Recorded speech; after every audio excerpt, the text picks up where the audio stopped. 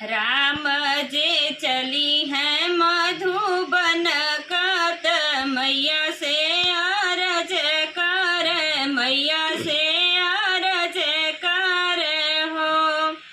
मैया हम तो चलन मधुबन के, सीता के कैसे रखबू, सीता के कैसे रखबू हो। राम चले हैं मधुबन काटो, मैया से अरज कर, मैया से अरज कर हो। मैया हम तो चले हैं मधुबन का, सीता के कैसे रखबू, सीता के कैसे रखबू हो। अंगने में कोई आखा नहीं बे, सीता के नहावई बे, सीता के नहावई बाई हो।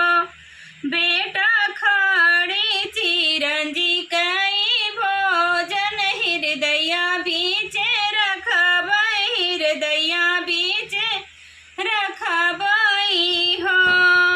मचिया ही बैठी कौशल्या, सीता जी से अरज कर, सीता से अरज कर हो। सासू हम ते चले हैं मधुबन का, कैसे के हम के रखबो, कैसे के हम के रखबो। सासू राम चले हैं मधुबन के, कैसे के हम के रखबो, कैसे के हम के रखबो हो। नीलवा के लहंगा सियाऊबे, कुसुम रंग चुनरी, कुसुम रंग चुनरी हो।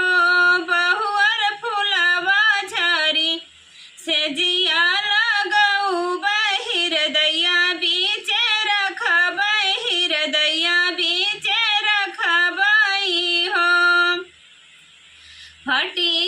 फटी जई है नीलवा के लहंगा, कुसुम रंग चुनरी, कुसुम रंग चुनरी हो। सासू सुखी जई है फूलवा से जरिया, उमरिया कैसे बीती, उमरिया कैसे बीती हो।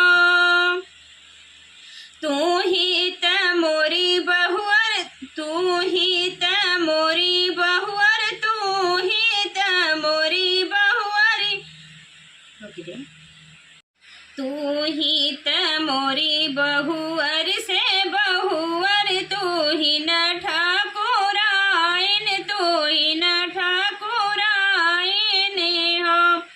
बहुअर नैहरे से बीरना बोला, बहु नैहर चली जावऊ, नैहर चली जावऊ हो।